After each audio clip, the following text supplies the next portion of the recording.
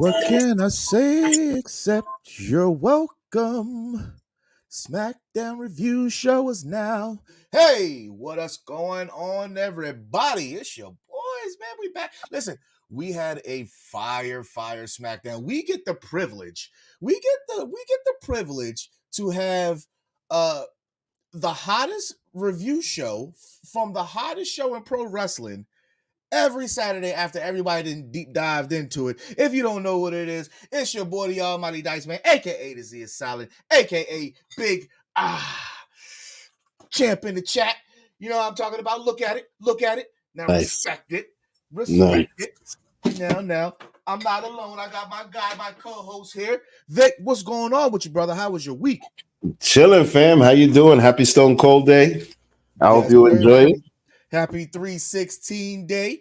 But we're not here for 316. We got the return of the rock concerts. For that, I'm going to pour up because you know what? It's noon now. And this is acceptable to pour up. So I'm on some Crown Royal bourbon mash right now. This is a celebration. It's a celebration because finally the Rock is now in rest in peace to the creator of Dragon Ball Z. The Rock is now in final form.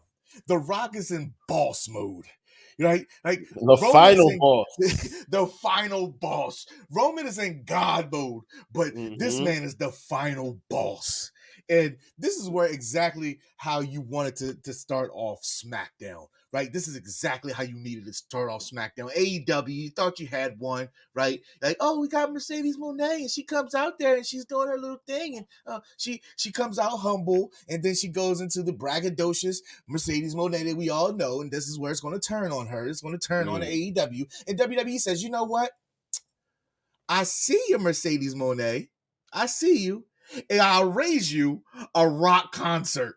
I'll raise you a rock concert. Now, for those not in the know of why rock concerts are so super duper special, right? We got this. The rock concerts were pivotal to the Rock being Hollywood rock, right? It started with Stone Cold, when he was singing to Stone Cold in his while Stone Cold was in his pickup truck, and I'll never forget that. But then it went to Goldberg, and then he was just going to every single pretty much every city and just tearing them down every single week, and now we're getting that back. So and then for those not in the know, I just seen this earlier today, and he's had a concert in every decade. Gosh, I wish he would have done this in the 90s, but we got him every single decade. And I gotta say, this is probably one of my favorite rock concerts that he's done. And we knew that he was going full on rock concert because of the change in his entrance. Probably one of the dopest transitions to changing of music I've ever seen or ever heard. And it was fire. It was better than what he did last week before the music had changed. Like, it changed a little bit. So he let you know he was cooking a little bit. He let you know he was cooking a little bit. But then you didn't know. You didn't know that he was really, really cooking up. And he goes into this concert, and listen, it's like every week Rock, he takes a little something and he builds on it, and while it's supposed to be annoying, it's gold. It's comedy. Like, you're not supposed to boo this man, but this persona of The Rock has been wanted for so long that it's undeniable. You cannot get away from it. What was your thoughts on the entrance of The Rock and then him getting into just tearing down Cody, Seth, and then the serious moment with Mama Rhodes? To be honest with you, a lot of it a lot of it reminded me of Chris Jericho when he first showed up in AEW. Okay. Because it's a guy from the past coming back and then doing big things and then starting fights, right? Mm-hmm. So the big difference is that clearly this is going to be short term. So he's doing everything possible to try to just do quality whenever he's being seen, Mm-hmm. and he's definitely knocking it out of the park. Like, this was classic rock plus Hollywood rock plus modern rock all at the same time. Yeah. And it was fantastic. Like, the rock concert basically was always a promo. And this definitely hit hard. And you know what? And mind you, like, at first I was worried about The Rock pretty much taking over the show every week now because of what happened last week with that really long promo.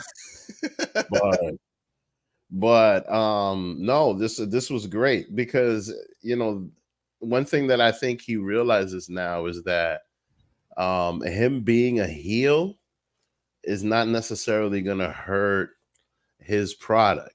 Because the other thing that I noticed is just that, because I was waiting for him to do like a twist and start saying some things negative about Memphis. But no, he pretty much used that whole thing to do the Rock concert, not shit on the crowd, but then shit on the opponents and still be a heel. Like, yesterday's performance was just genius. And it made me more hype to see this match. Even though like the match is kind of predictable, but like it just makes you hyped to just see the whole thing. I mean, the guy has not lost his touch at all. But the other thing that I did notice is that the show is becoming more and more cinema than anything else. How do you feel about that? Are you liking that? I am. But the only thing with that is that I don't think anybody else will ever be able to compete with that. Because the truth is that these are characters of a TV show, right? And on the other show is characters of the wrestling community, right? But these guys are pretty much characters of a TV show, and now we'll see how far they take it, how much this changes. But yeah, like you can just see. You can see with everybody's stuff, not necessarily just with the Bloodline stuff, but with everybody's stuff. It's becoming a little that's more. that's pretty much what we've been always. I mean, in my 36 years of living, and I've been watching wrestling since I was 5.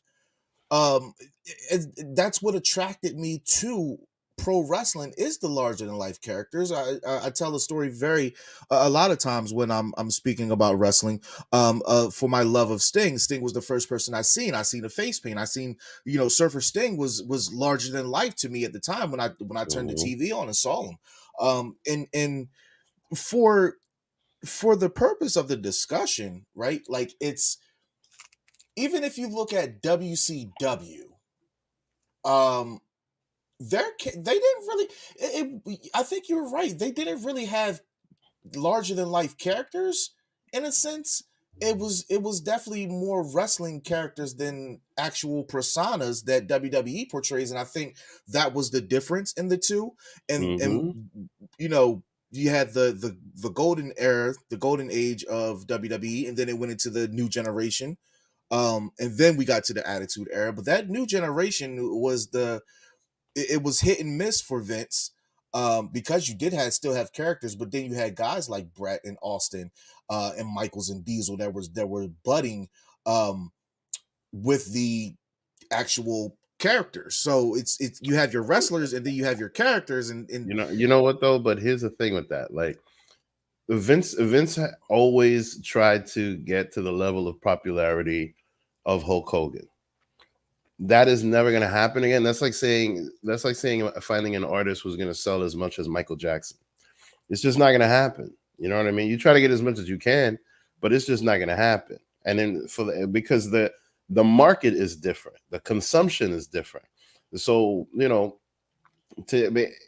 what has happened as a result is a whole bunch of people that have gotten really, really far, and a whole bunch of people that are still lingering. You know what I mean? Because at the same time, like, Vince wasn't in control of NWA, but Ric Flair is known as the greatest champion of all time because of all of the places where he went to wrestle.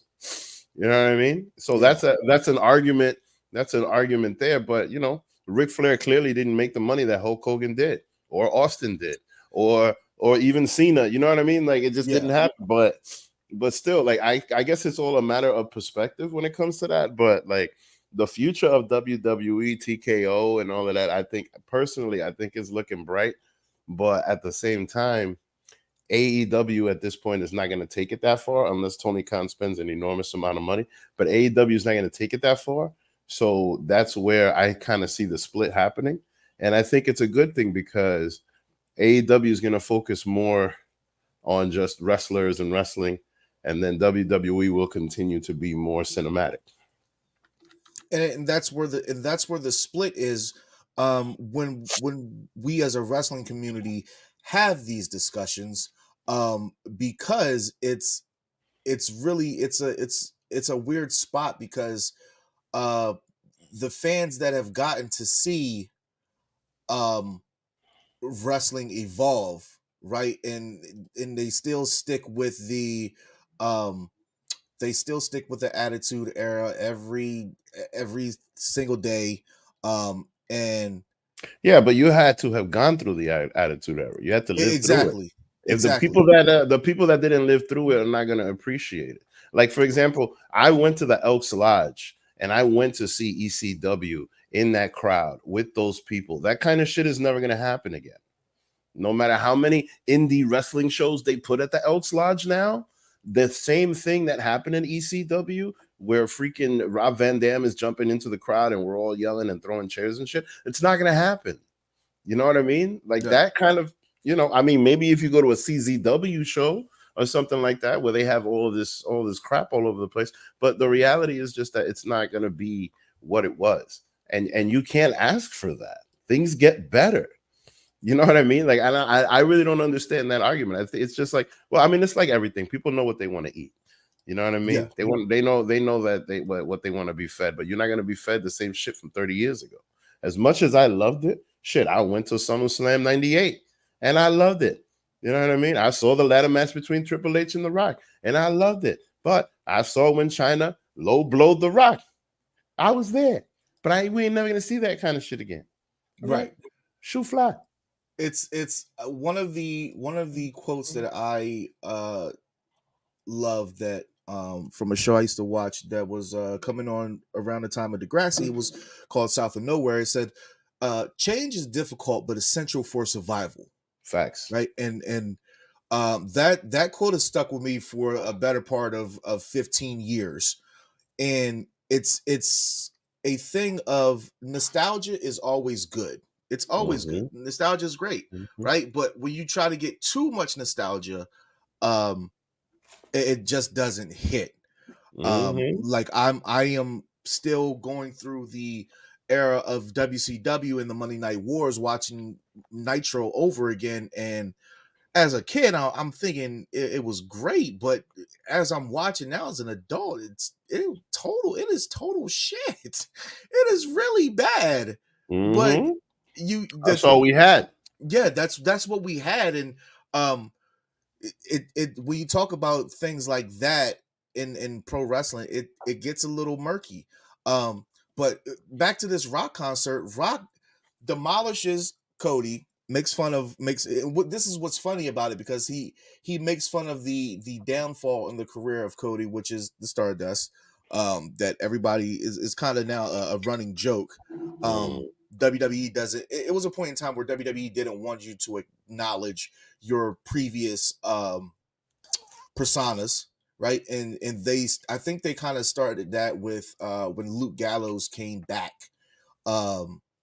with AJ Styles, and I remember Corey Graves alluding to the fact that he was Festus. Right, a lot of people don't know that that he was Festus and had that goofy gimmick.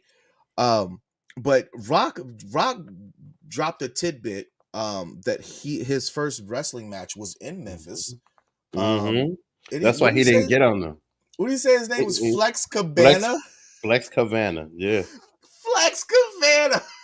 Mm-hmm. That sounds like it should have been Carlito's name today. Facts.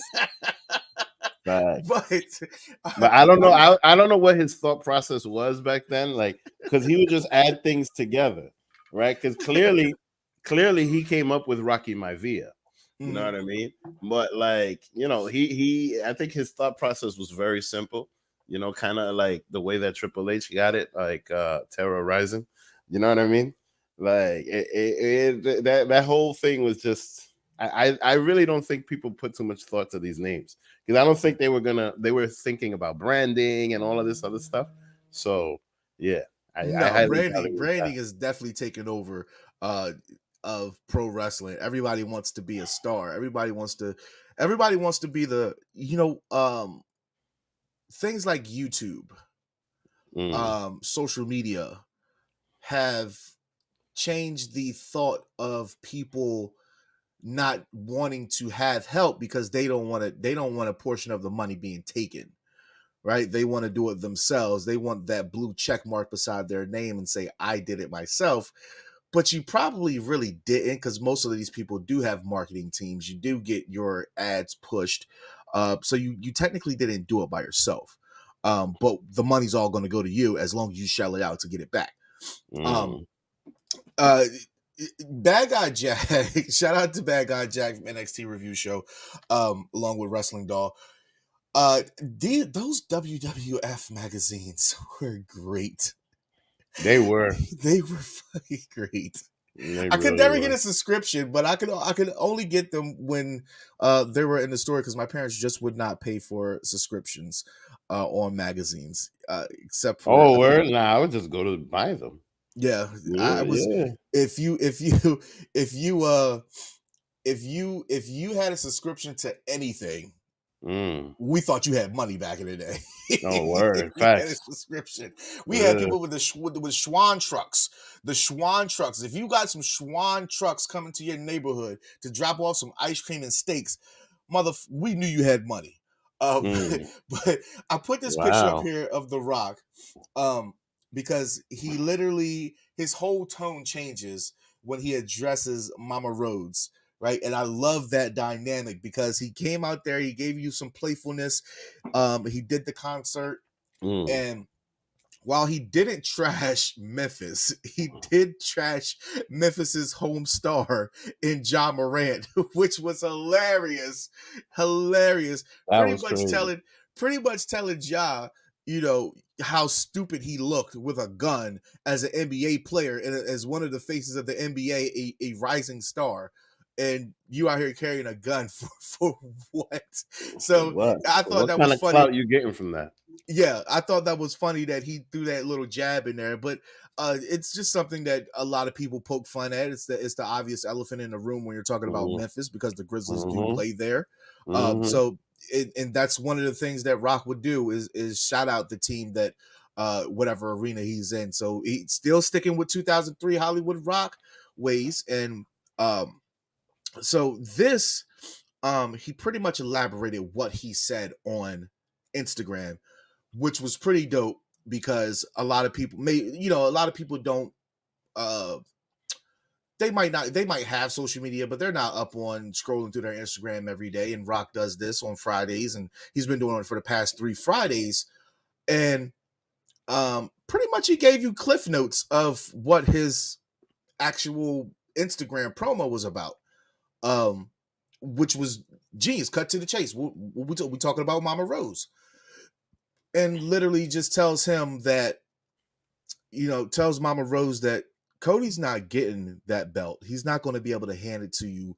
What he's going to get is my weight belt on his ass. He's going to tear the flesh off of Cody's body. He's going to make Cody bleed. And then he's going to hand Mama Rhodes the weight belt so she can have it. And then he just pretty much says, if you smell what the final boss is cooking. That Mm-hmm. man is in Vegeta final form right now. He is Frieza. He is Cell. He is Broly right now. This man is a menace on a tear. The back half of the of Rock addressing Mama Rose. What did you think about that? And did you see his Instagram post? I did. Happy birthday, Charmaine. I did. I certainly did. And I got to tell you, I love the fact that he's utilizing Instagram for Happy all of birthday, this. Charmaine. I love that he's doing that. Because so far my favorite promo has been the fuck your story. because the thing is that on Instagram he can get away with that. Mm-hmm. You understand? It's not a TKO platform or any of those things, and it's his own page, so he can get away with that. Well, he did say after he put the video up of Cody crying, right? He goes, "Are you fucking shitting me?" Which he said on Instagram as well. But it was one of those things where he definitely told them, I have to say this, and because it's what other people were thinking, and it was because I was listening to Busted Open, and they were thinking the same thing. Like, what are you crying for? You just smacked the Rock. So, like, it's not just something that Rock is making up. Rock knows what he's doing. He's listening to these podcasts. He's listening to these radio stations of people talking, and he knows what he's doing at this point. He's trolling the trollers, and it's backfiring on the trollers. Yep. I'll tell you one thing though, with that whole crying thing, that's very Cody Rhodes. Like, I remember when Cody Rhodes needed a partner to face the Young Bucks, and it was literally right after, like, he cut this crying promo right after facing Goldust. You know what I mean? Like, it's very, it's very Cody Rhodes to do one of those promos that are very heartfelt, especially when it comes to his family and all this other stuff. So I think these guys came together, did those two promos, and he pretty much just fed The Rock stuff to talk about. You know what I mean? Like, they the promo battles is just really, really good. That's going on right now. And like I said before, the fact that they're utilizing other platforms in order to keep the buzz going is amazing. And that, I think that's definitely going to open things up, because famously, like, they use Twitter, but then you can see how there's restrictions to that. Mm-hmm. Right. And I don't know, what it's going to be like, what the rules are going to be like, but clearly, he could break the rules. But I think that over time, these things are going to be more lax, and a lot of the social media is going to be used, because, like, and that's another thing. Look, we didn't have all this social media influence in the Attitude Era to promote these matches and promote these things, right? So the perspective was totally different than what it is now. I would argue that the era that we're in is actually better than the Attitude Era, to be honest with you. Because a lot of people say Ruthless Aggression. I kind of think Ruthless Aggression as well. No, I highly disagree. No, I felt like Ruthless Aggression was very boring. As far as storylines go, you know what I mean? Like, because the thing is, the problem that I have with Ruthless Aggression was just the repeat Cena stories over and over and over and over and over and over, and you know what I mean? Yeah. Now you have, even though you have just like this big whole thing surrounded by Roman Reigns, everybody else is building. Like, Drew McIntyre, in my opinion, is in a much better spot now than when he was the COVID champion as a character. As a character, you know what I mean? Seth Rollins, the same thing. Kevin Owens, even, Sami Zayn. Everybody's been elevated by this in the past few years. But then at the same time, can you kind of give that credit to AEW, because they had to, throw on their A game. They weren't the only game in town. What the problem that I have with the Ruthless Aggression era is just that I think that that's the point where they were in their high horse. And that's the point when they were in their high horse, and now, because they had beaten WCW, taken over, and they really didn't have any competition outside of New Japan Pro Wrestling. And what American watches New Japan Pro Wrestling? At least at that time. Yeah. So that's why I think that the booking was lax as far as storyline goes. With the wrestling, it though, great. Personally, I think that Ruthless Aggression era was kind of like AEW now, where they're just putting on banging wrestling, but stories are like, if that makes sense. Got it. Yeah. So this segment was about 20 minutes. A really good segment. Really good way to start off SmackDown for this week. And WWE is knocking it out of the park with their starts. And the following that would the rest of the show after this, it always gets me a little like, I don't know. Let's see how the rest of the show goes. And I don't have a bad gripe of any sense um, when it comes to SmackDown for the week. Um, Last night we saw a lot of good action. We saw a lot of good storytelling. And anytime you have to uh follow the Rock, it's or anything Roman Bloodline, anytime you have to follow that, it's got to be difficult. Right? But WWE followed up with a qualifying match for um the tag team ladder match at WrestleMania. um and it was Legado del Fantasma versus LWO. For me personally, I think that this was the best showing that I've seen of Joaquin Wild and Cruz del Toro since they've came to SmackDown. Mm-hmm. Definitely one of the best showings that I've seen from Angel and um, Umberto. This match, top to bottom, a lot of action, and shout out to Joaquin Wild because he was wrestling his ass off. Thanks. And I've always thought that he was the better of the two, but he was everywhere doing some crazy stuff. But Garza and Humberto, they just look like Mexican money. Like they definitely needed to go away to go to NXT, and then come back, and it looks like people actually care about them more now.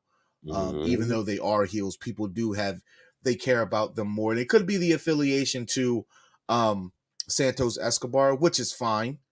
Um, but even in a sense, when they went to NXT to become heels, it seemed like people cared more. So I'm glad they got rid of the Rose kiss cam gimmick. That was some goofy shit. Mm-hmm. But this iteration of Humberto and Angel Garza, really good match. And so these guys are going on next to face um, the winner of the match later on in that night. What was your thoughts on this tag match that just so happened to follow the Rock concert? Well, I mean, these guys have been feuding for a while, and it's kind of like Rey Mysterio is doing everything in his power to get all of them over. Uh, Unfortunately, they've all been jobbers till this point, and they've been around for a long time, all of them. So they all need some kind of a push, because the reality of the situation is just that I think that all of them have been in WWE at least 5 years, at minimum 5 years. They all of them have been around in one capacity or another. And then it just didn't work. You know what I mean? You know, they put LWO shirts on them, and you know when you have identity politics, when you're in your whole gimmick is just pretty much running on identity politics, like, you know, it's only going to go so far. The Latin community is gonna be behind you just for being Latino, all right, for so long. You know what I mean? Because the thing is, if you don't have much character, if they don't give you much mic time, you don't have much to say, then it's not really going to go anywhere. Last night they put on a hell of a show, and I thought it was really good, and I hope to see more out of them, because the reality is that, like, for years they've just been, you know, on the side wearing a shirt or doing something or hyping somebody else up or something like that, but never really showing themselves, and you know, or at least if they were showing themselves, it was just something that somebody else gave them to do, if that makes sense. Yeah. So that starts the night of action off, and then right after that we get it was a backstage. You know what? Something I wanted to touch on, that double press slam from the middle rope that Angel and Berto did, and where they lifted him up. So that man had to been at least 10 to 12 feet in the air, just staring down, and they just flipped him over. But shout out to them, because they had to keep balance on that middle rope when you're holding weight. That's gotta be difficult. And only luchadors could do shit like that, and that's the great thing. But you gotta have the audience for that. Yeah. So right before we got into this match, we see Logan Paul backstage talking to Nick Aldis, to asking him to punish Orton for attacking KSI the last week. And then we you kind of knew where Nick Aldis was going to lean into. But this match between Orton and Grayson Waller, right? It was more so impromptu handicap match, so to speak, because pretty much anytime that Grayson or Theory are at one-on-one, they're going to be helping each other out. That's just their persona right now of what they're doing, which is fine. Those guys are still their future guys of the company, and they're still in a great spot. They're frequently featured every week. Yeah, but they got crazy mic skills though.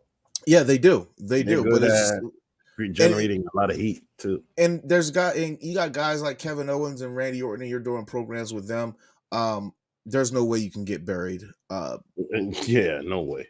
You can't get buried. I mean, look, he could be if they were to get buried right now, they would end up like Matt Riddle in the indie scene, freaking all over the place. And look, I mean, Matt Riddle at this point does never ever need to go back, and he's still popping. You know what I mean? He's still running around there, putting belts on him. You know what I mean? Yeah. These guys, they've certainly had enough influence in WWE. So we get this match, and we get Logan Paul on commentary, which is great. Logan Paul is the talk is that Logan Paul wants to do this full time. I think that's a great idea. He has it. He just simply has it. And he's always. I don't know if that's possible though. With so much stuff that he does, he's got business partners, so the business partners can run everything else that he doesn't need to. But he's not really a YouTube star anymore. He's made his money off of YouTube. He has his millions of followers on Instagram, Twitter, whatever, and so he really doesn't need to be posting every day on YouTube anymore. No, I get that. It's just that. All right, it's a business contract, right? So, you know, since they're all independent contractors and things like that, there's still certain rules that they have to follow. And just my whole thing with it is like, you know, how much of it is he gonna do? How much of it? Because even just his show Impulsive, unless he takes that on the road or whatever, like it's still, which he has, it's still an income generating thing. So, you know, depending on, you know, what direction it is that they take it, I highly doubt that if he does do something, it's going to be full time. He'll probably end up with like a Roman Reigns schedule because look, you know, as much as they want to compare Roman Reigns to like Hulk Hogan or Bob Backlund or even Bruno Sammartino, like his number of defenses for all the days that he's champion, his number of defenses is like less than 60. For the amount of time that he's been champion, you know. So if they and look, the other thing is that Logan Paul he's not doing house shows. He's not wrestling every week. He's not doing so. He might end up with a schedule like that because he already has name recognition. So it's not a name that you need to build up. He could just be a special attraction. This is why I think they put the belt on. And truth be told, I don't think he's going to lose that belt anytime soon. To be honest with you. I feel like he loses it. I think he loses at Mania. I think he slithers away. Figures out a way to slither away with the belt somehow, and then because I don't like putting the belt on Randy Orton doesn't make sense, nor it doesn't make sense in my opinion to put the belt on Kevin Owens. They've already done it. It's not fresh. It's not necessary. But to continue a story and to continue, to put a little bit more heat, and plus they can continue this up to Cleveland, because clearly, if SummerSlam is going to be in Cleveland, leaving the belt on Logan Paul makes a lot of sense. You know what I mean? I don't see Logan Paul losing that belt at all. And plus, like, it fits. So you would rather for him to lose it in Cleveland? Probably. I mean, depending on how big of a heel he is, because he's certainly going to take that heel heat and explode it, especially in Cleveland. You know what I mean? So, like, but the whole point of Cleveland is just that crowd is finally going to be rocking for somebody. You know what I mean? It was never like that for The Miz. It was never like that for Dolph Ziggler even. But, it might rock for him. You know what I mean? That might bring it to Braun levels. I think that in the case of a triple threat, right? I think that he would lose it by not even getting pinned. Probably. And that would be his gripe that would be his argument for getting to SummerSlam as a challenger and not the champion. And I think that would be just as fine, because usually I don't necessarily like champions in their hometowns. I more so like challengers in their hometowns. It brings a different atmosphere, and I think Logan as a challenger would definitely fare more for him in that situation, in a sense. I mean, but then what happens after that? Yeah, that's where it gets murky for me mentally. That's the thing. So, like, I think that because I don't think, because look, now he does like The Miz does, right? See how The Miz is from Cleveland, but now he's booked from LA. Yeah. You see how Logan Paul is booked from Puerto Rico. Yeah. You know what I mean? Which I hate and I appreciate, because he's speaking the truth as to how white people just go to Puerto Rico to exploit the tax breaks, but that's a conversation for a whole nother day. You know what I mean? But still, like, he could do that whole thing like The Miz, where, oh, this place sucks. This is why I left. This is why I went to Panama and this and that. And then just do this whole thing where, they're happy to see the belt off of him. Because the other thing is that Logan Paul is really good at getting heat. He's a guy that loves the heat psychology part of this business. I mean, look at that spot at the Elimination Chamber when he pulled out the brass knucks and they centered on him and bombed that RKO. I'm sure that shit was rehearsed a couple of times, because that spot just was beautiful. That shit was beautiful. But speaking about that, did you see that RKO that these two guys last night? That's my favorite. No, that beats the Seth Rollins RKO at Mania, in my opinion. That whole thing with Kevin Owens, the bomb, the guy pops off with a stunner and right into the RKO. That shit was beautiful, bro. Beautiful. I watched it back a couple times this morning. It definitely was fire. They both even popped for it. They made it look like it was a mistake. Like yeah. That was a crazy thing. Yeah. Orton looks at him and says, "Did you see that?" like he surprised himself at that point. That's definitely got to go. I think that at Mania, that is definitely going to be a stunner RKO that's going to get hit on Logan Paul, simply because Logan Paul is going to make it look even more even better than it did look with Austin Theory doing it, because sometimes Austin Theory has a tendency to oversell when it didn't need to be. But I think Logan Paul just has something in him that he'll throw it over the top, but it won't be unnecessarily over the top. I'll tell you one thing though. If there's anybody that's paying their dues right now, it's Austin Theory. That for kid sure. is definitely gonna be top billing one day, because that was amazing, bro. Like the fact that I wouldn't be surprised if Austin Theory came to them with this. You know what I mean? Just to be, you feel me? Like, yo, that shit was official. You know what I mean? The only thing that would have made it better is if Stone Cold did the stunner. So Nick Aldis comes out and lets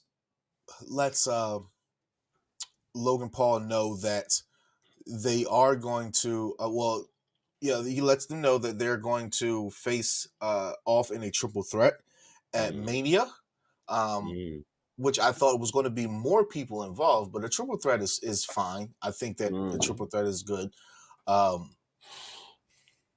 And it looks like Kevin and Orton are kind of like, we just had this moment. Now I got to face off on you. Like, that sucks. But they kind of give a nice little handshake, and definitely they're going to throw down pretty hard at Mania. And then after that, we cut to a commercial. We come back, and AJ Styles, LA Knight comes out, and Kayla, asks him a question, and my guy goes, with all due respect, can I cook? can I cook? And you already know this. You can't. Nobody gets to do a LA Knight interview because he's just going to snatch the mic from you anyway. So he snatches the mic. Kayla walks away, and we get him talking about AJ Styles not showing up. He flew across the country to Australia just to hit him in the back with a chair. And then I was waiting for it, but last week we got Big Beard Styles on the steps talking, and I seen somebody on Twitter say, anytime you see AJ Styles cutting a promo in somewhere empty and there's nobody around him, this shit is serious. and I'm like, when he does those type of promos, he's definitely in his bag. Like AJ is in his bag. When he's heel AJ, he's definitely in a bag. He's in a different bag, right? But he comes out, hits him with the chair. I feel like Big Beard Styles is the chairman of SmackDown, because this is his new favorite weapon. And he smacks him, and he does this to him, like, the famous choking of the what is that bar? I don't even know what that bar is on a chair, but he choking him while he's sitting his body weight on him. Not all of it though, because he damn near crushes his esophagus. Facts. But he tells him that he will accept this challenge at WrestleMania, in which a lot of people already predicted this. A lot of people are thinking this could have the potential to be match of the night. I would challenge anybody to give me a bad AJ sighting at WrestleMania. There's not been one since his debut. They put him together. He had Jericho. He's had Shinsuke. He's had Shane McMahon. He's had Orton. And whether he won or lost, it didn't matter. It didn't do anything to the legend that is AJ Styles. I unfortunately think that LA Knight is going to get put over. AJ's done he's had his moments in WWE. He's on his way out. I think that he enjoys wanting to put talent over. And with the past 365 days that they've had with LA Knight, he does his push has cooled down a bit. So if you want to alleviate halting his push. Yeah, give him a dub. Give him a dub at Mania. You get one of the best workers in the company, and you'll get one of your guys feeling like he's back in at the top. Him and Jericho was his weakest. I could probably say that. Yeah. I Him mean, and I Edge. don't know, because like him and Shinsuke. I think Shinsuke shit the bed on that one.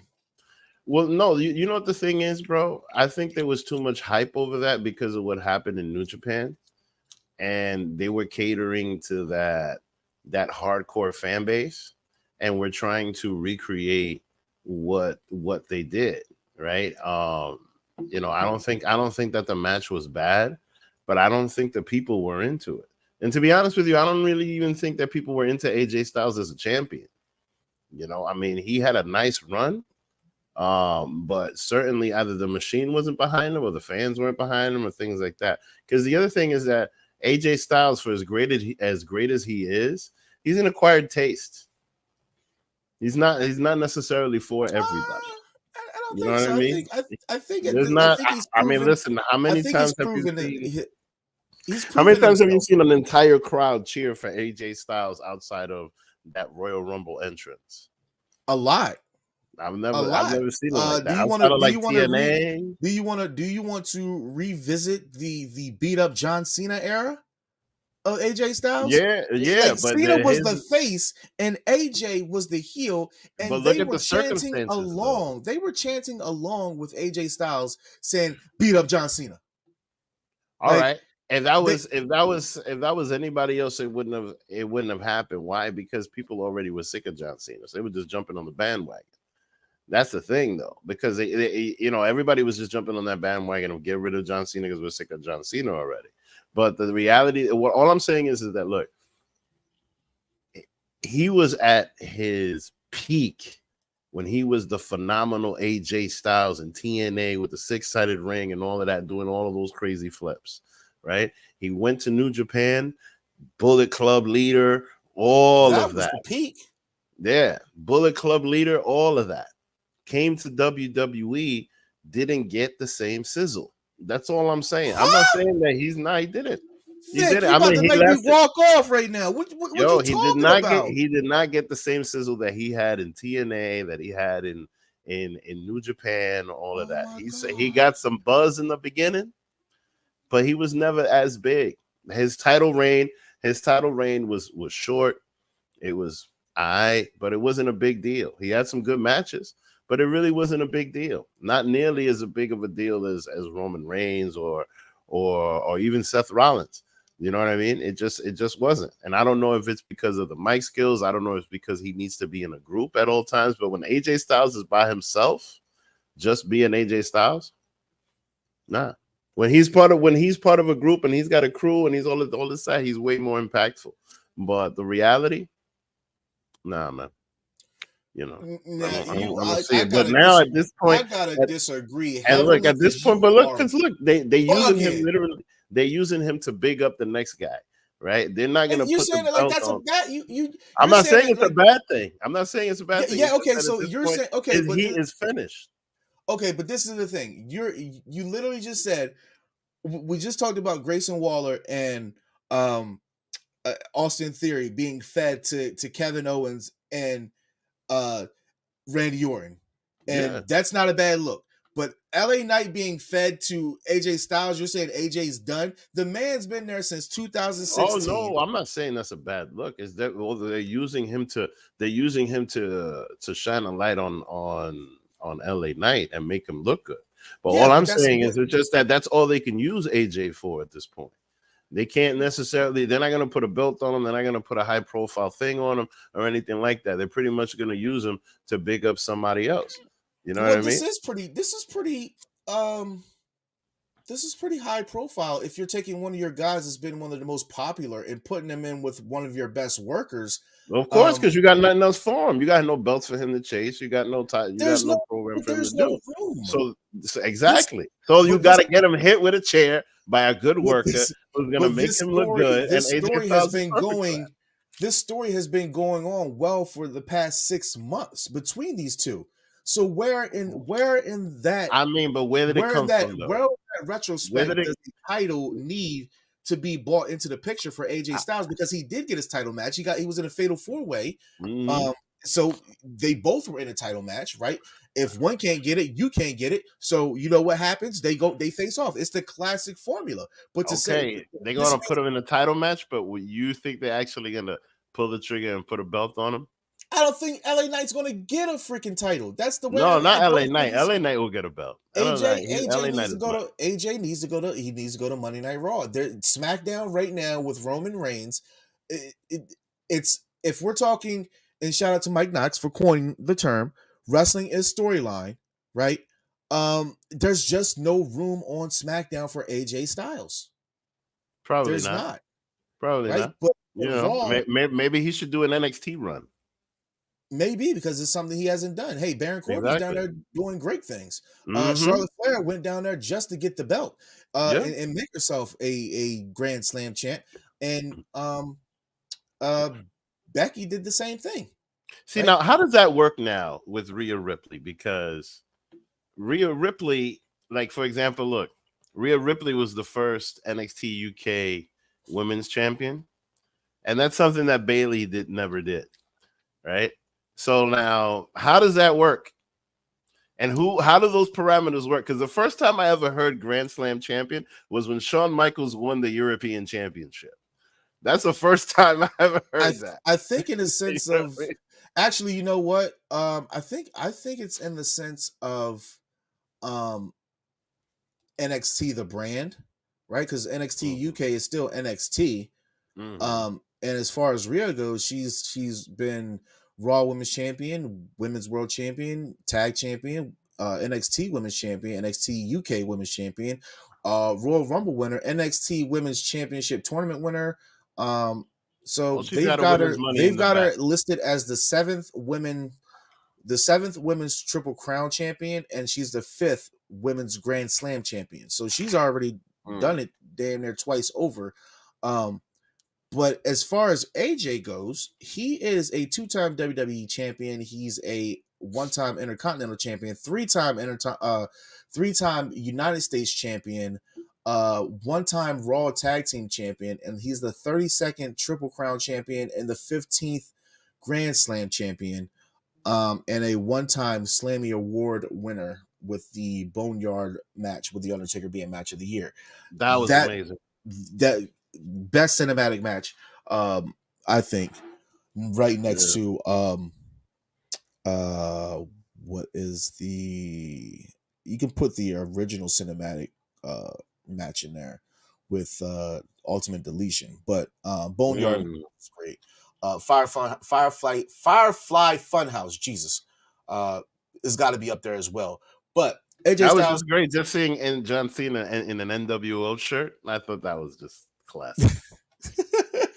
I think this match is definitely going to be a banger. We know what AJ does, but for a lot of people, this is their TNA WrestleMania. This is a former TNA champion versus a former Impact champion. I initially did not care for this as a big AJ Styles fan. But then again, I did not care for AJ Styles versus Shane McMahon, and it turned out to be one of the best matches on that card at Mania. So I'm going to give LA a chance. I just do not like, you know what makes me, it's the I'm tired of the because everybody thinks that because you got a nice catchphrase that you belong with a belt around your waist, and that's just not the case.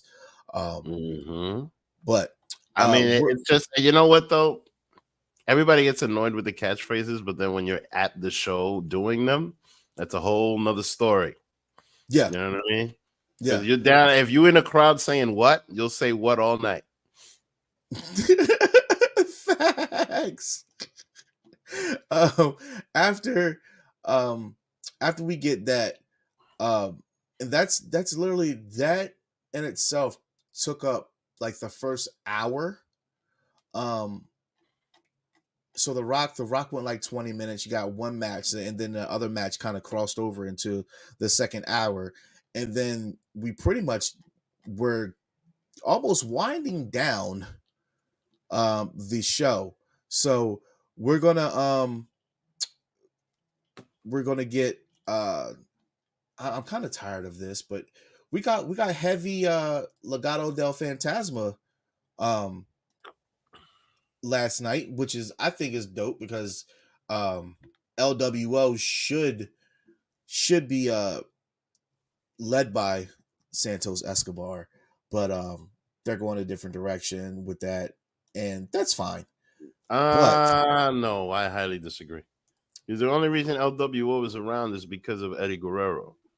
You know what I mean? So Rey Mysterio is the connection to that. The rest of those guys, you know, they're pretty much just in the LWO for being Latinos. But the whole thing about, I mean, because like if they were gonna do some Spanish group, then call it something else. But if you're gonna call it the Latino World Order, that's Eddie Guerrero. In my opinion, the only person that could do that is Rey Mysterio. And mind you, but this is only to get Santos over, right? He's no, the been LWO. No, yeah, he's been LWO is not about getting Santos it over. definitely LWO is. You got to go back to the You're not Latino, boss. Tú no hablas español, mi hermano. Tú no sabes lo que es eso. Go back to you the don't very know. You beginning. don't know about that, boss. You don't know about that. Go back to the very You know what beginning. LWO is about? I don't listen, Vic. I don't have to know about. I don't have to know about anything Latino. LWO right? is about selling shirts, man. Selling shirts is all know about anything that. about it, because if you know anything about Santos Escobar and Rey Mysterio, it's always been there. The commentaries even told you before LWO was brought back, it was always he was going to be the next guy, and he's still being built. Oh no, that's happening. I'm just talking about the LWO branding in general. But as far as like him, because what Rey Mysterio is doing is that he's helping build up his guys. He did that with his own son, and now he's doing that with this guy. You know what I mean? Like he's just helping them, bringing them up. And I wouldn't be surprised if the same thing ends up happening with Andrade. You know what I'm saying? Because Andrade is on a different dynamic because they're trying to get him in a Judgment Day, and I'm like, probably. I mean, hey, right. you never know.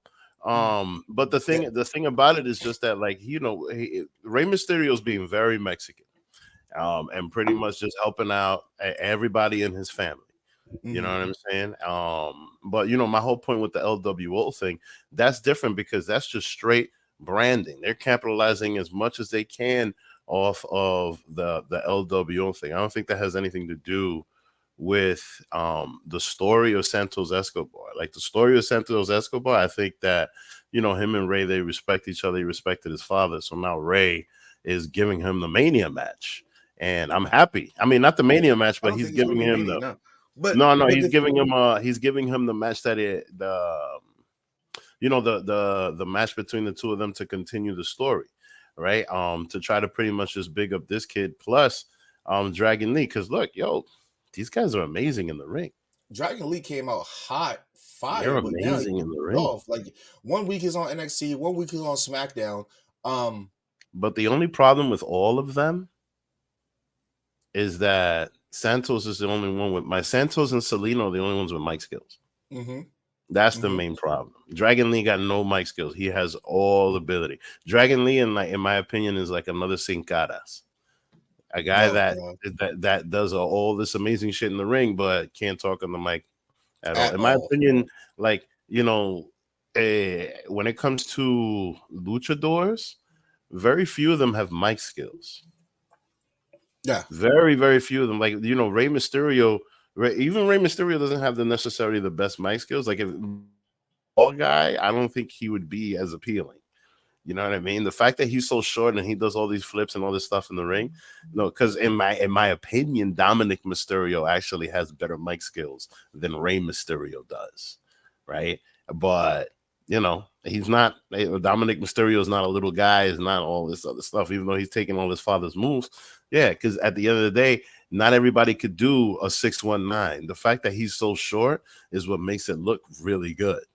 You know what I'm saying? So he's got a lot of things. He's got a lot of things that fit his character, right? But because then here's the other thing. I guarantee you that if Rey Mysterio was doing all of that shit without his mask, it wouldn't be as impactful because he would look a lot older. If you see Rey Mysterio without a mask, he looks his age. Oh yeah, you for know sure. What I mean? So For there's sure. there's a lot of things that come into play. But bottom line is, being a Latino and also looking at it from the outside in, I think that this whole thing is great because they're pretty much, making this guy big because this guy, he's good on the mic, he's good in the ring, he definitely has a future. Definitely has a future. Dragon Lee, I don't know. So this match was a 4 or 5 minute match. It was a squash match for sure. Don't know if they were pressed for time or if that was just the way it was scheduled. I'm sure they were pressed for time. I'm sure they were. It was a good quick fire match, right? It was a good quick fire match. And of course Santos Escobar gets the W. But they try to beat down Dragon Lee. We get Carlito. Carlito falls to the numbers, and then we get the return of Rey Mysterio, who issues the challenge on for the match on next week. In which Rey pretty much said, this thing has been about me and you, and we're gonna keep it that way. I'm gonna give you what you want. So I thought it was a really good quick segment. Some more group conflict to get us ready for what would be the main event. And right before we get into the main event, we're gonna go to a quick commercial break. And I don't have any new commercials. You know what? We're gonna run a classic. We're gonna run a classic clip because I don't have any commercials. But stay tuned. We'll get into that Bayley versus King Kota match and what we think is going to happen next week on a SmackDown review show. Y'all stay tuned.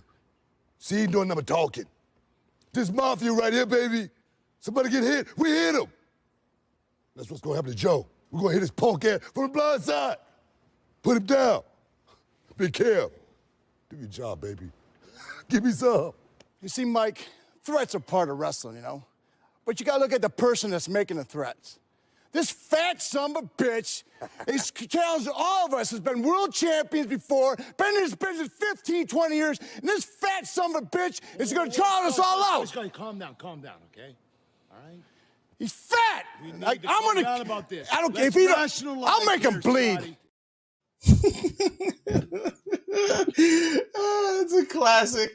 He's fat. He's fat.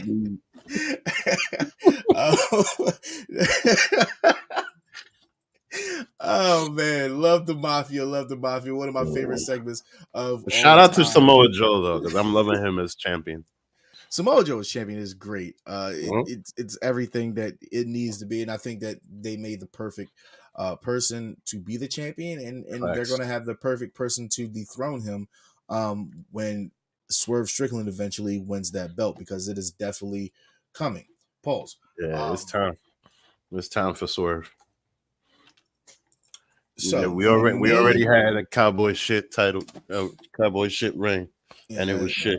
Yeah, it was some hot shit. Exactly. People going to tell me that man deserves to be champion. I ain't got no time. I got no time. Our main trash.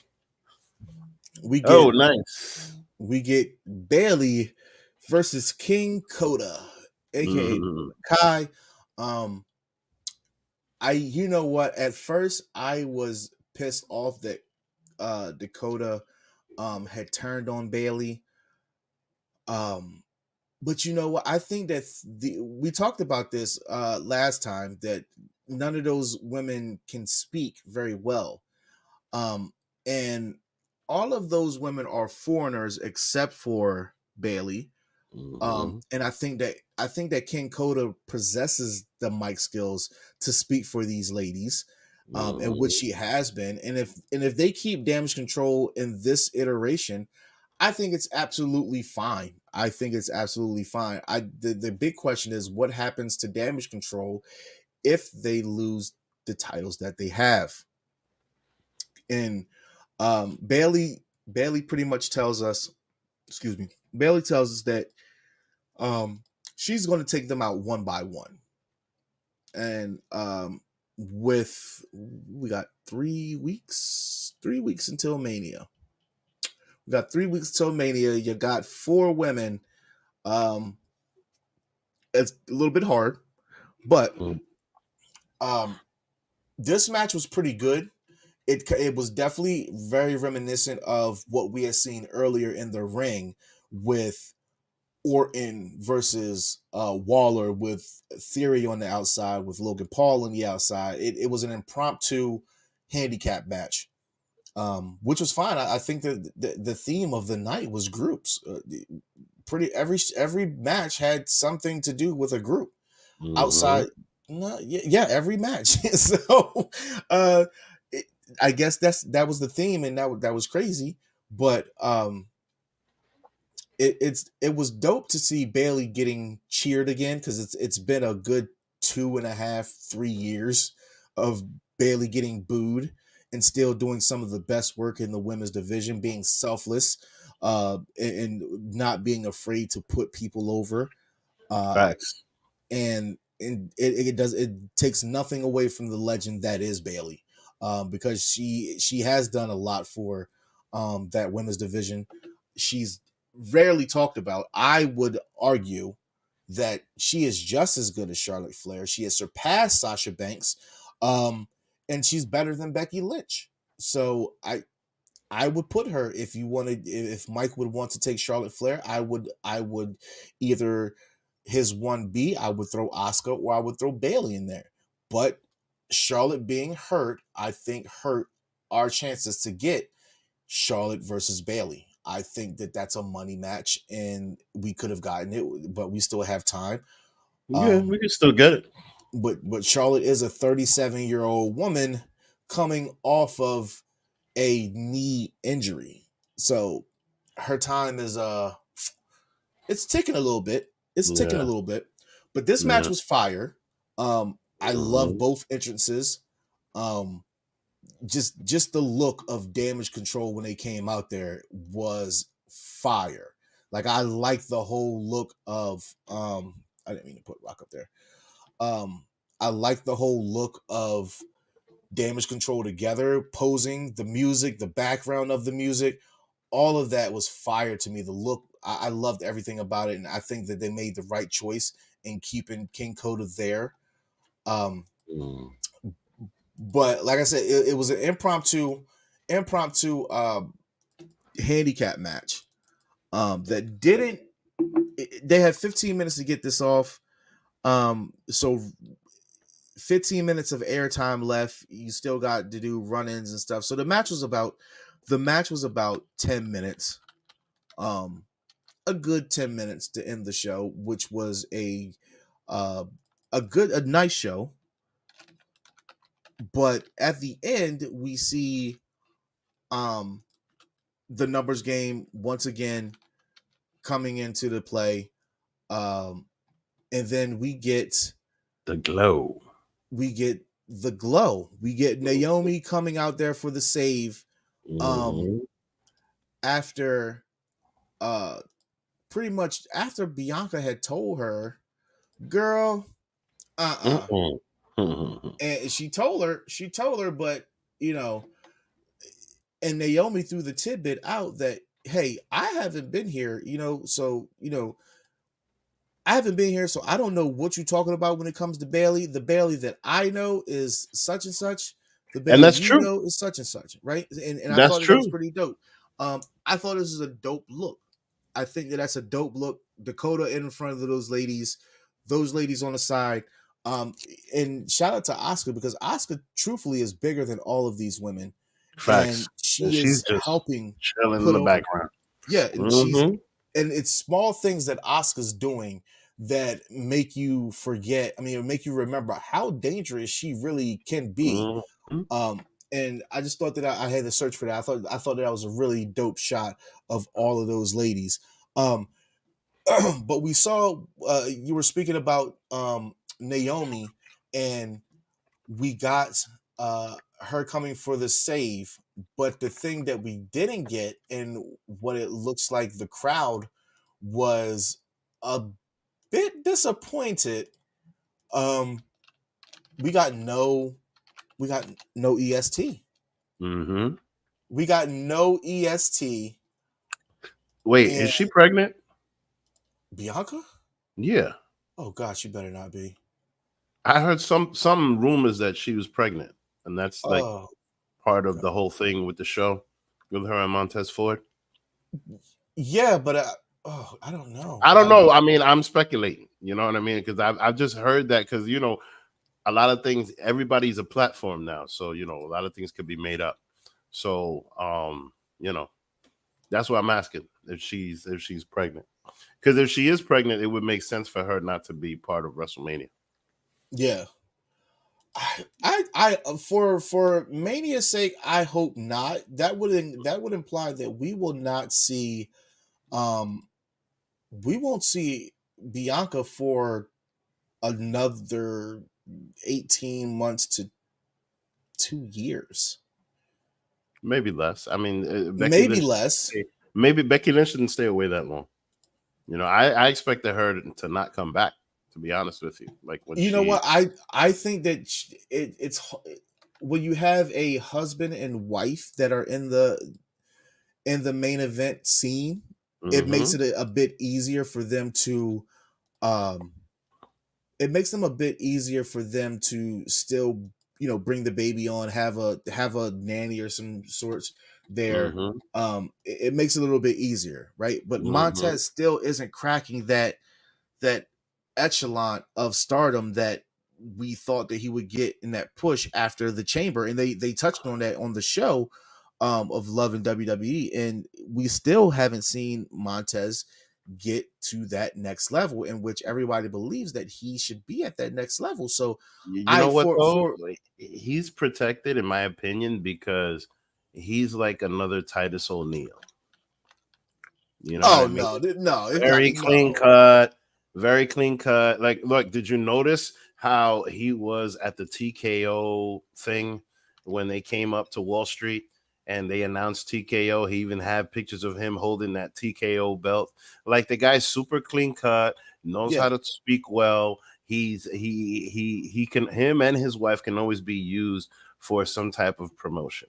That's my whole point. Like, he's a guy, he's like Titus O'Neil, where then they might not put a belt on him, but they'll certainly use him to promote the company. You understand?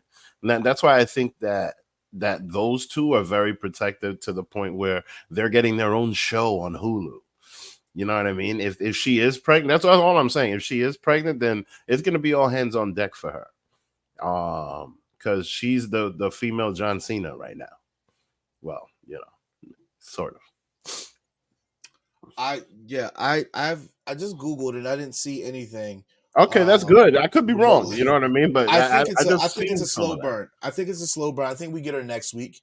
Okay. And that's fine because Yeah, I'm almost done. We're almost finished. I think we're almost done. We're almost wrapping it up. I think it's going to be a sense. We're probably going to get another backstage interaction between Naomi and Bianca. And maybe we get a pairing of Bianca and Naomi versus the Kabuki Warriors. I think that it probably would be, unfortunately, if it does happen, where does it go on the WrestleMania card? Does it make the card or does it go on the pre-show? It's a really touchy situation with that. But thinking you can't have Bianca on the pre-show ever, so it would probably lead off on Mania if it's there. But I definitely see that Bianca's she's gonna turn her back to Naomi and helping the war against Damage Control. We still got 2 weeks, 2 more SmackDowns before we got 2 more SmackDowns before Mania. Well, 3 more SmackDowns before Mania, technically. So I think for the next week, you kind of get a "I told you so," or you get a sense of Bayley coming to thank Naomi, and then maybe seeing if they can partner up against any combination of Damage Control, the numbers still aren't good, and then we get Bianca returning. That makes sense. That makes sense. Hopefully. Yeah. Hopefully. But then, it'll probably, so then it might, because the other thing with that is that if that doesn't happen, Bianca might be one of the first people to challenge Bayley before the championship, because I think she fought Bayley a couple of times for the title when Bianca was champion. So it might lead to that. Who knows? But clearly, like, Bianca's feeling salty. Girl, you don't remember when that girl did? Yeah. So, but then at the same time, there's still rumblings about Bianca versus Jade Cargill at Mania. I think it's too soon, but hey, I wouldn't be mad at it. I definitely wouldn't be mad at it. Yeah, and that's the hard question. If we're going to, what's going to happen, I think it's going to be one of those women's battle royals again, and Jade's she's going to show her dominance there. I think that's a good look for her. But I think we as wrestling fans we don't want to see her in special attraction matches. We want to see her in an actual wrestling match. But seeing how good she did do in the Royal Rumble, why not throw in the women's Andre the Giant Battle Royal Memorial, whatever the fucking shit is called? I think that would be 100% fine. For Nia Jax to win the Andre the Giant Memorial Battle Royal, that would be amazing. I would pop so hard for that. I have Nia Jax freaking side plates that I'm having trouble selling, but I'm sure they'll sell immediately if that was something like that were to happen. And I will pull out my Nia Jax shirt that says I'm not like most, and it's purple and white, and I will wear it because I the greatest Royal Rumble moment to me is when Nia Jax showed up in the men's Royal Rumble. That was great. That was great. She got busted down. She got busted down, but it was pretty dope. It was. This is the scene that we see ending SmackDown. Really dope shot again. King Kota is just everything. She's giving me all good vibes here. EO is. I like EO's character, right? It's very mysterious. It's very just kind of don't know what the hell is going on. But the fact that I don't know what the hell is going on is now starting to concern me about her run. Because every time that she is like face to face with an opponent, she just has like this look of I don't want to hit you. I'm kind of scared to hit you. Or maybe that's just Bayley. Maybe it's just Bayley that she gives that look to. It's very weird because her NXT championship run was way more impactful than this run. Yeah. And it's sad because she's the first one to have this belt. That's the new fancy belt. And they kind of make it look, I mean, they did this one spot with her and Rhea Ripley where Rhea Ripley pretty much told her stay out of my territory, and then she was just right, yeah, where they was gonna have like a match against each other or whatever. But my point is just that, like, Rhea Ripley, it seems like the only women's champion, or at least the top women's champion in WWE. Like, if this belt was a mid-card belt, then Io Sky would have it right now. And this is supposed to be the top billing, right? Clearly that's what it is on the men's side, right? So, like, because The Rock makes all of these statements about making that belt go away, but clearly that's not going to happen, right? So, like, but now on the women's side, it's like different because you have Rhea's belt is like top billing, and then Io's belt is like whatever, you know what I mean? And maybe Bayley is going to elevate that belt, but the reality of the situation is just that, like, as of right now, it just seems like the women's version of Roman's belt for girls to play with. That's what it seems like. It doesn't seem like a championship that has any any I don't know the right word, any hype to it or whatever right now. It feels like they should have just kept the Raw and SmackDown Women's Championships and left it. Yeah. It certainly doesn't have that level of prestige. Like, I like what they did with the belts. They got rid of the colors. They made them all gold. They had them for specific shows and things like that.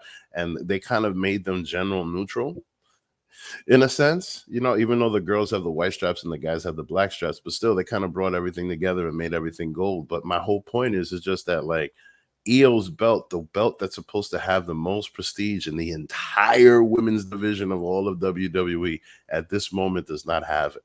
I don't know why. I don't know if it's EO's fault or WWE's fault, but if anything, they probably should have given this belt to Rhea Ripley, so that then Rhea Ripley could do the things that she's doing. Because, like, look, they made an entire show around her. She's one of the most, outside of Roman Reigns, she's literally the most impactful champion that WWE has right now. Mm-hmm. So, that belt. I wanted to touch on something that you said. Like you said, they're treating this like a mid-card belt. And the rumor is that they're going to unveil a mid-card title at Mania. Mm-hmm. And as I do weekly segments of 2 Words or Too Sweet, I don't know which way I'm leaning on, as if I believe the rumor or not. So I haven't posted it online. Maybe I will do that for Monday's Mike Knox show. I've been asking for that for years. Look, I think that at this point, it's when you have a stacked women's roster as much as you do, and you can't halt everyone's push, but you can't derail a champion that's just so hot. And these women need to work for something, right? They need to work for something. And I think that in today's day and age, the problem is that so many fans associate a mid-card with not being very good. Like, if you're in the mid-card, you're not very good, or you like, some great mid-card. X-Pac was a great mid-carder. He was a great mid-carder. I mean, but that's changing. I mean, but wait a minute. Gunther's changing all of that. If that's the case, Gunther is definitely. But Gunther's a main eventer with what is considered a mid-card title, but not really a mid-card title anymore, right? But in the same sense, it was. But when will it ever change to anything else? Before that belt that Seth has was created, Gunther was on so many main events with his Intercontinental belt. So we can't really say that that's the case. But a mid-carder is just literally what you're primarily placed at in the card. Like, it doesn't. We've seen plenty of people in the show as a main event, but you're a mid-carder. So the title. I mean, I see what you mean. Cards don't work that way anymore. Yeah, no, they don't. Exactly. Sometimes you'll have championship matches that just start the show, but like, it's mid-level, I guess we could call it. You know what I mean? The Intercontinental Championship is never going to be the world heavyweight champion. So it reaches to a certain level, and I think that Gunther's definitely the person that's elevating that belt. It wasn't Shinsuke, it wasn't Sami Zayn, it wasn't any of the other people that were champion, at least with this belt, because a lot of people, when Shinsuke revealed that belt, I don't think people were very happy with it. I personally don't like the design of the belt, but it looks very prestigious on Gunther. But the whole point of that rant is just that, like, there's certain people that are elevating these things, and these things are just going to be better over time. Now, when Gunther mentioned how Damian Priest wasn't cashing in on him, I don't think they're going to do it, but I think eventually that's going to be a thing. Especially if they're going to go with champions that last 3 years. You know what I'm saying? So, eventually that might be a thing. But now it's just more of a prop for the show.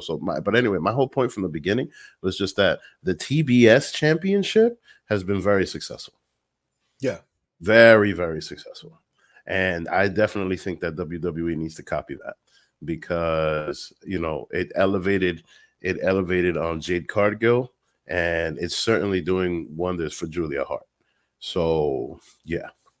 I think that they definitely need that by now, whether they do it in NXT or if they do it in the main roster, we'll see. But for the girls been needing that for a long time. Yeah, absolutely. Before we get up out of here, I just want to touch on one last thing for SmackDown for next week. We are getting a Roman and Cody face-off. Oh, this is going to get good because, I get it. Cody kind of has to focus more on The Rock right now, because The Rock has inserted himself into the picture, but Cody is losing focus on Roman if he does get the tag match. So this is going to be pretty interesting to see these guys in the ring face to face, in which we haven't seen in a while. I guess since last year that them by themselves. It was last year before Brock came and turned on Cody. So Yeah. it's been quite a while since we got these two in the ring since Cody, these two in the ring by themselves since Cody has lost at WrestleMania 39. So it's going to be interesting to see what they're going to bring next Friday. Ladies and gentlemen. Oh, wait a minute.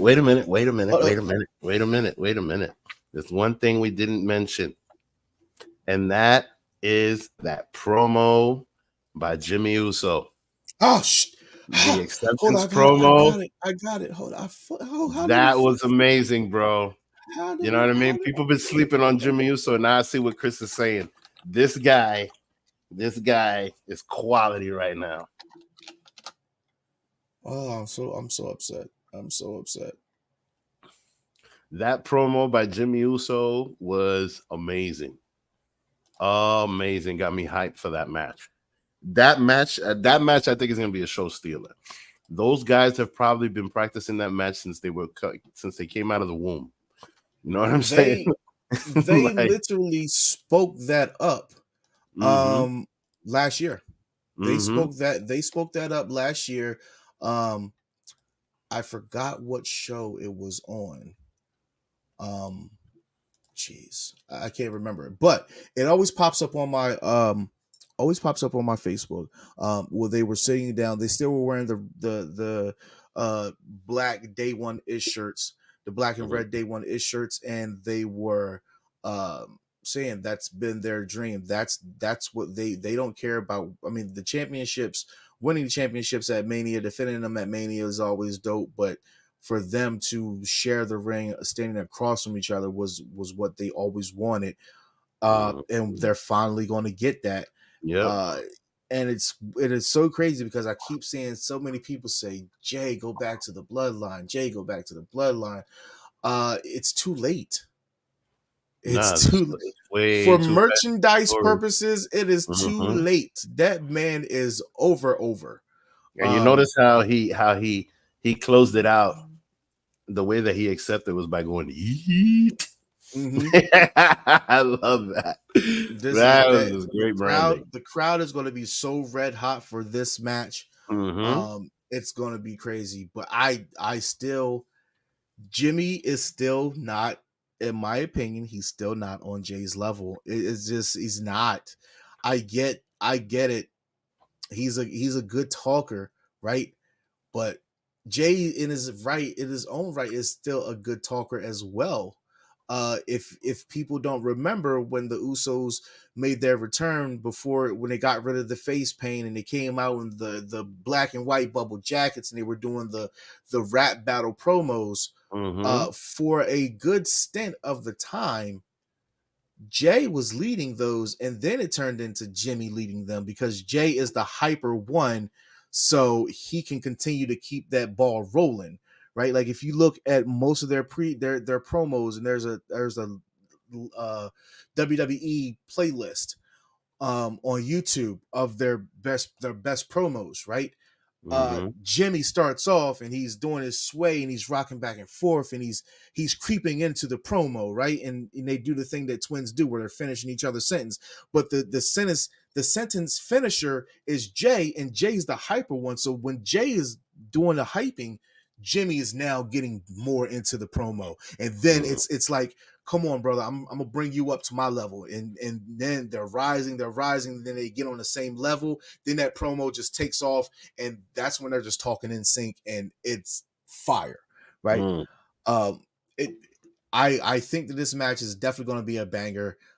It's your acquired taste. Like who are you leaning more towards? We are literally getting Iron Man versus Captain America right now. It's red versus blue. Like, so I definitely think that I'm intrigued to see what we're gonna get in the next 2.5-3 weeks from these two, because at some point we're gonna need a face off. Personally, I hope that Rikishi gets involved. I A lot of really people are hope. calling for that. I A lot of really people hope are that he calling goes for that. involved.